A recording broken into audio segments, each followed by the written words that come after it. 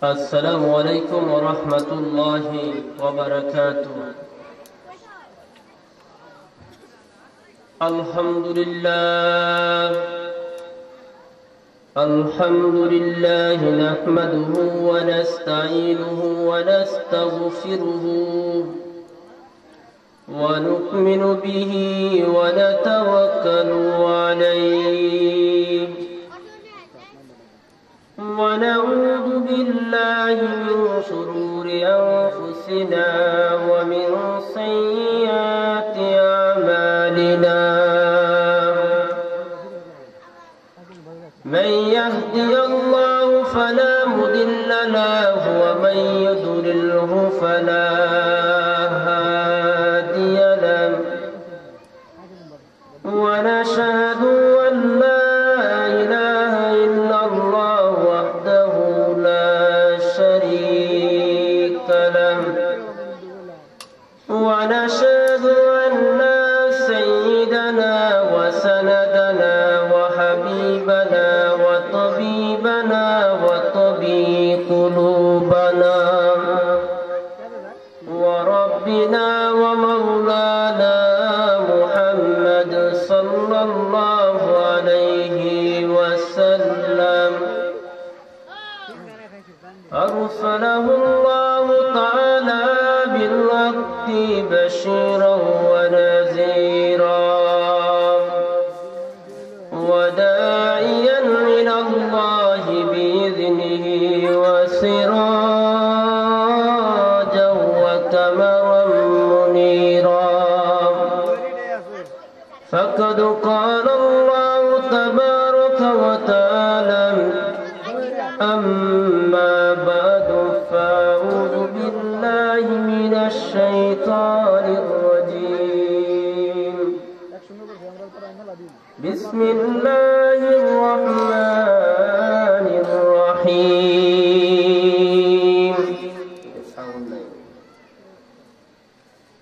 إن الذين آمنوا وعملوا الصالحات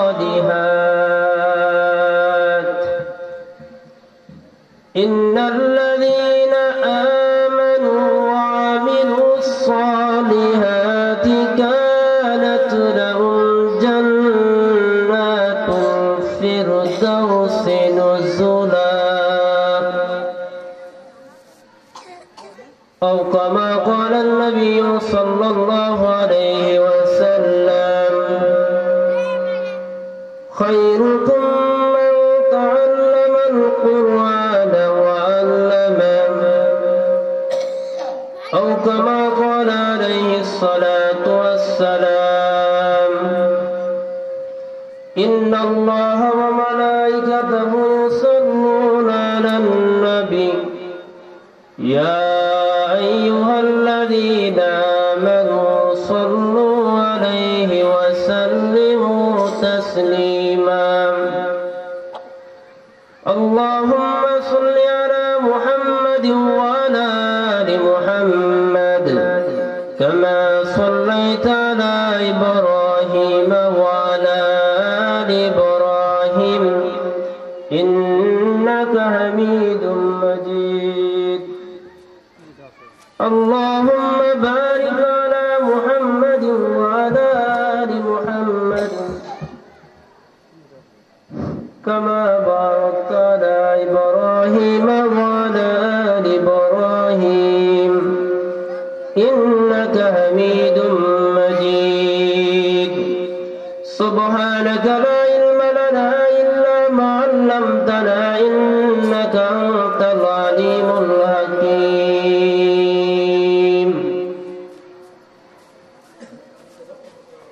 আলহামদুলিল্লাহ ঐতিহ্যবাহী আমেনা জান্নাত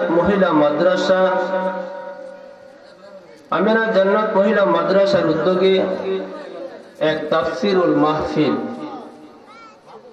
সম্মানিত সভাপতি হযরত মাওলানা মোহাম্মদ ইলিয়াস উদ্দিন সাহেব সভাপতি অত্র মাদ্রাসা, সহসভাপতি বিশেষ অতিথি প্রধান অতিথি আমন্ত্রিত ওয়াইজিন ইকরাম, আমার সামনে আমার মুরব্বী বাবাজিরা, আমার কলিজার টুকরা যুবক ভাইরা, পর্দার আলের মা ও বোনেরা, সকলের প্রতি আমার আবারও সালাম দিচ্ছি, আসসালামু আলাইকুম ওয়া রাহমাতুল্লাহ।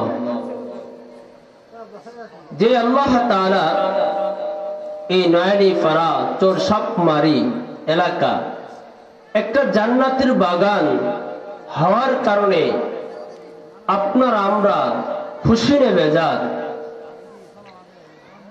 খুশি যদি হয়ে থাকি, আল্লাহ তাআলা বলেন, যেখানে দ্বীনি মজমা হয়, কোরআনের মজমা হয়, সেই জায়গাটা আল্লাহর জান্নাতের বাগান হয়ে যায়। সুবহানাল্লাহ বলে রাসূল করিম সাল্লাল্লাহু আলাইহি ওয়াসাল্লাম একটা হাদিস বর্ণনা করেছেন, যেখানে জান্নাতের বাগান সেখানে বসলেই বান্দার গুনাহ মাফ হয়। সুবহানাল্লাহ কই। যেখানে বসলে বান্দার গুনাহ মাফ হয়, যেখানে বসলে বান্দার নেকি বাড়তে থাকে, ঈমান বাড়তে থাকে। কারণ একটা ঈমানদারের প্রয়োজন। যার ঈমান আছে তার সব আছে, যার ঈমান নাই তার কিচ্ছু নাই। এই জন্যই রাসূল করিম সাল্লাল্লাহু আলাইহি ওয়াসাল্লাম একটা হাদিসের মধ্যে তিনি ইরশাদ করেছেন যে বাল্লিগু আন্নি ওয়ালাউ আয়া, তোমাদের যদি একটা বাণী বা একটা কথা যদি থাকে, তাহলে তুমি মানুষের কাছে কি করে দাও? ছড়ায়া দাও, পৌঁছায়া দাও। এটা তোমার কর্তব্য, ঈমানি দায়িত্ব, এটা হলো তোমার। যেমন আল্লাহর হাবিব সাল্লাল্লাহু আলাইহি ওয়াসাল্লাম আরো হাদিসের মধ্যে বলেন, যে জায়গাটা জান্নাতের বাগান, সেখানে বসলে বান্দার গুনাহ মাফ হয়। আবার বলি সুবহানাল্লাহ। রাসূল করিম সাল্লাল্লাহু আলাইহি ওয়াসাল্লাম বলেন, কোন এক মজমার মধ্যে, কোন এক জান্নাতের বাগানে কোন আল্লাহর মহব্বতের বান্দা যদি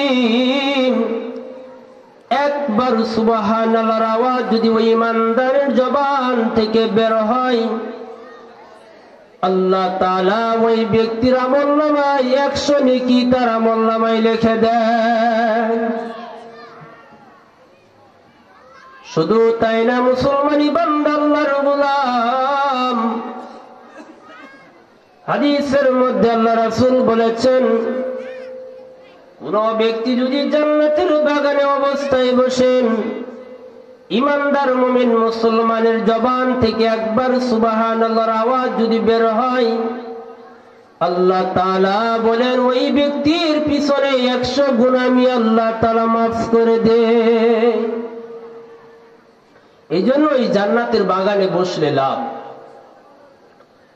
আল্লাহ তাআলা পবিত্র কোরআনুল কারীমের মধ্যে একটা সূরা, একটা আয়াত নাযিল তেলাওয়াত করেছিলাম, ইন্নাল্লাযীনা আমানু ওয়া আমিলুস সালিহাত।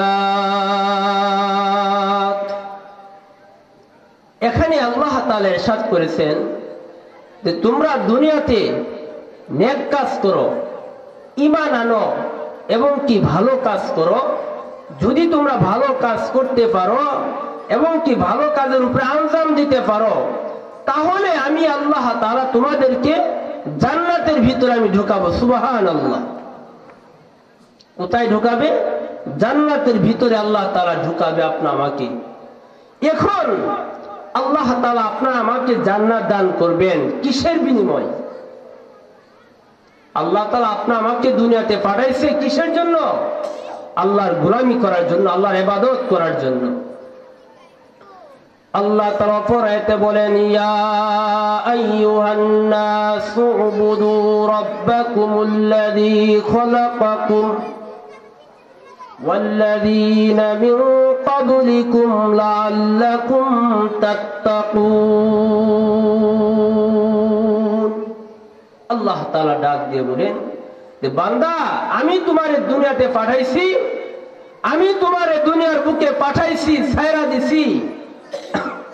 আমি মালিকের গোলামি করো, আমি মালিকের দাসত্ব আদায় করো। যদি বুঝো তাহলে তোমরা কামিয়াবি হতে পারবা, তোমরা মুত্তাকি হয়ে আমার কাছে তোমরা চলে আসতে পারবা।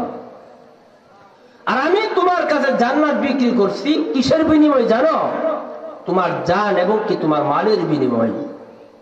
আল্লাহ তাআলা কোরআনে বলেন, ইন্নাল্লাযীনা ক্বালু রাব্বুনাল্লাহু সুম্মা ইসতাকামু তাতানাজ্জালু আলাইহিমুল মালাঈকা আল্লা তাখাফু ওয়া লা তাহজানু ওয়া আবশিরু বিল জান্নাহ। আল্লাহ তাআলা আপনার জান মালের বিনিময় আল্লাহ তাআলা জান্নাত কিনে নিয়েছেন। এখন মুহতারাম হাজিরিন, আপনাদের কাছে আমার প্রশ্ন, আপনি বাজারে গেছেন, সেখানে ভালো মাছও আছে, পচা মাছও আছে। এখন আপনার কাছে বিবেক, আমার একটাই প্রশ্ন, এখন কি আপনি বাজার থেকে পচা মাছ কিনে আনবেন টাকা দিয়ে? কারণ টাকা দিয়ে যদি পচা মাছ কিনে নিয়ে আসেন, বাড়ির যে চাষি আছে উনি আপনার ঘরে তুলব না। কারণ আপনার টাকা দিছে ভালো মাছ কেনার জন্য, আপনার পচা মাছ কেনার জন্য টাকা দেয় নাই চাষি। এই জন্যই আল্লাহ তাআলা বলেন যে আমি তোমার পৃথিবীতে পাঠাইছি একমাত্র আমি মালিকের গোলামি করবা এবং কি সৎ কাজ করবা এবং কি ঈমান মজবুত করবা। যদি করতে পারো আমি আল্লাহ তাআলা তোমাকে জান্নাতে ফিরদাউস দান করব। সুবহানাল্লাহ। এখন আসেন, আল্লাহ পাক জান্নাত কাকে দিবে এটাকে বুঝতে হবে। জান্নাত তো আমরা সবাই চাইতেছি। মনে করেন হাফেজ মাওলানা মুফতি মুআদ্দেব মুন্সি মাওলানা যা আছে, পীর কুতুব গাউস আছে, দিন মজুরি রিকশা চালক, সবাই কই আমরা জান্নাতি, আমরা জান্নাতে চলে যাব। আবার একদল আছে পৃথিবীতে দেখবেন, ওরা বলে কি যে কিয়ামতের দিন আমরা একটা জাহাজ নিয়ে, আমার বাবা জাহাজ নিয়ে উঠবো। কয় কিনা? কয়। আপনাদের দেশে কয় কিনা জানি না, আমাদের দেশে কয় যে আমরা কিয়ামতের দিন আমাদের বাবা একটা বিশাল বড় একটা জাহাজ নিয়ে উঠবে। আল্লাহ তাআলা সূরা জুমার মধ্যে বলেন, শুনেন, কুল্লু আয়াতি ইয়াউমাল কিয়ামাতি ফারদা, যে সির্ফ একা একা কিয়ামতের দিন একা একা সে উঠবে। সেই দিন কেউ কারো আপন না, কেউ কারো পাপের বোঝা কেউ বহন করবে না, নিজের পাপের বোঝা নিজেরই বহন করতে হবে। কথা বুঝাইতে পারছি? এখন আরো আবার আসেন, জান্নাত কাকে আল্লাহ পাক দিবে? আমরা এখানে সবাই আইছি, অনেকে সমাজে দেখবেন পীর বুজুর্গর ভিতরে আল্লাহ ওয়ালার মতো সূরত, দরবেশের মতো সূরত। সূরাতুল বাকারা 158 নম্বর আয়াতের মধ্যে আল্লাহ তাআলা ইরশাদ করেছেন, ইয়া আইয়ুহান নাস কুলু মিম্মা ফিল আরদি হালালান তাইয়্যিবা ওয়া লা তাত্তাবিউ খুতুওয়াতিশ শাইতান ইন্নাহু লাকুম আদুউম মুবিন। আল্লাহু আকবার। আল্লাহ পাক ডাক দিয়ে বলেন, হে মানুষ তুমি শোনো। আল্লাহ এখানে ইমানদার বলে ডাক দেয় না, আল্লাহ তাআলা শুধু বলছেন হে মানুষ তুমি শোনো। কুলু মিম্মা ফিল আরদি হালালান তাইয়্যিবা। আল্লাহ তাআলা আপনাকে ডাক দিয়ে বলছেন তুমি হালাল খাও, তুমি হালাল খাও, হালাল উপার্জন করো। এখানে আল্লাহ আপনাকে বলতেছে হালাল খাবার, হালাল খায়ায় মালিকের গোলামি করেন, মালিকের কদমে সাজদা দেন। ওয়ালা তাত্তাবিউ খুতুওয়াতিশ শাইতান, তুমি শয়তানের অনুসরণ কইরো না, শয়তানের কথা মতো তোমরা চলিও না। ইন্নাহু লাকুম আদুউম মুবিন, শয়তান হলো তোমাদের প্রকাশ্যের শত্রু। শয়তান আমাদের প্রকাশ্যের শত্রু। এখানে বলছে আল্লাহ পাক যে তুমি হালাল রিজিক খাও, হালাল খাদ্য খাও, হালাল বস্তু খায়ে আমি আল্লাহ তাআলা তুমি গোলামি করো। আবার আল্লাহ সূরা নিসার ভিতরে 29 নম্বর আয়াতের মধ্যে আল্লাহ বলেন, দেখেন এখানে কি কয়, এখানে আল্লাহ খাবার কইছে হালাল, ওখানে কি কয় শুনেন, ইয়া আইয়ুহাল্লাযীনা আমানু লা ইয়া আইয়ুহাল্লাযীনা আমানু লা তুলহিকুম ওয়া আমওয়ালাকুম লা তাকুলু আমওয়ালাকুম বাইনাকুম বিল বাতিল ইল্লা আন তাকুনা তিজারাতান আন তারাদিম মিনকুম। এখানে আল্লাহ তাআলা ইরশাদ করেছেন, হে মুমিন ইমানদাররা তোমরা শোনো, হে মুমিন মুসলমান তোমরা শোনো। আমি আগের আয়াতে আমি আল্লাহ তাআলা বলছি হে মানুষ, আবার এই আয়াতের মধ্যে বলছি ইমানদার মুমিন মুসলমান তোমরা শোনো, লা তাকুলু আমওয়ালাকুম, তোমরা অন্যায়ভাবে তোমাদের ভাইয়ের সম্পদ গ্রাস করিও না, অন্যায়ভাবে কারো সম্পদ ভক্ষণ করিও না, অন্যায়ভাবে কারো টাকা পয়সা বাড়ি গাড়ি জুলুম অত্যাচার কইরা তোমরা খাইও না। যদি তোমরা খাও তাহলে আমি তোমাদের কি করব তোমরা জানো। সূরা রাফের মধ্যে আল্লাহ তাআলা ইরশাদ করেছেন, বাল হুম আদাল উলাইকা হুমুল গাফিলুন। আপনার দেশে আমার দেশের মধ্যে গরুর কয় পাও? 4 পাও। বকরির কয় পাও? 4 পাও। কুত্তার কয় পাও? 4 পাও। এইরকম 4 পায়ের জানোয়ারের মতো আমি তাদের জাহান্নামের মধ্যে নিক্ষেপ করব। যদি আপনি পরের সম্পদ খান, পরের টাকা পয়সা যদি আপনি খান, এইগুলা খায় দেয়, আপনি কিভাবে করে জান্নাতের দাবি করেন? আপনি কিভাবে করে আপনি দাবি করেন? আল্লাহ তাআলা তো আপনার কাছে জান্নাত বিক্রি করবে, আপনার কি সৎ কাজ করতে হবে। আপনার আল্লাহ পাক আপনার কাছে জান্নাত কিনে নিবেন আপনার জান মালের বিনিময়। তাহলে আপনি দুনিয়াতে আসছেন, আপনি ভাইয়ের সম্পদ আত্মসাৎ করবেন, মায়ের জমি জোর করে দখল করে নিবেন, বোনের সম্পদ আত্মসাৎ করবেন, পরের সম্পদ আত্মসাৎ করবেন, একজনের 1 হাত 2 হাত বিঘা জমিন আপনি আত্মসাৎ করবেন। আপনি 1% জমিন, একটা হাদিস শোনাই, 1% জমিন আপনি 40 বছর আগে আপনি মাইরে নিছেন। যে সময় মাইরে নিছেন ওই সময় আপনি কিছুই ছিল না, কিন্তু ওই 1% জমিতে মাইরে নিছেন, এটা নিয়ে আজকে আপনি কোটি কোটি টাকার মালিক হয়ে গেছেন। এটিতে মালিক হইতে শুধু তাই না, এখন যদি আপনি বলেন যে আমার বাড়ির পাশে আমি একজনের 1% জমি আমি মাইরে নিছি, আমি 1% না, আমি এখন 1 বিঘা জমিন মসজিদে দান করে দিলাম, 1 বিঘা জমিন গুরুস্থানে দান করে দিলাম, 1 বিঘা জমিন মাদ্রাসা করে দিলাম, 1 বিঘা জমিন আমি আল্লাহর রাস্তায় দান করে দিলাম। মারছেন কয় শতাংশ? 1%। কিয়ামত পর্যন্ত যদি আপনি প্রতি মাসে মাসে যদি আপনি বাইতুল্লাহ লাব্বাইক ডাকতে যান, এবং কি আপনার তাহাজ্জুদও মিস নাই, আপনার আওয়াবিনও মিস নাই, আপনার ইশরাকও আপনার মিস নাই, এক কথায় আপনার কোন আমলই আপনার কোন ত্রুটি নাই। কথা বুঝছেন? মারছেন কয় শতাংশ? 1%। আল্লাহ তাআলা আপনার একটা সেজদা আল্লাহ পাক কবুল করবে না। আল্লাহ পাক কবুল করবে না তো, কারণ আল্লাহ পাক সূরা নিসার মধ্যে বলছে, ইয়া আইয়ুহাল্লাযীনা আমানু লা তাকুলু আমওয়ালাকুম, তোমরা অন্যায়ভাবে তোমাদের ভাইয়ের সম্পদ আত্মসাৎ করিও না, অন্যায়ভাবে গ্রাস করিও না, অন্যায়ভাবে খাইও না।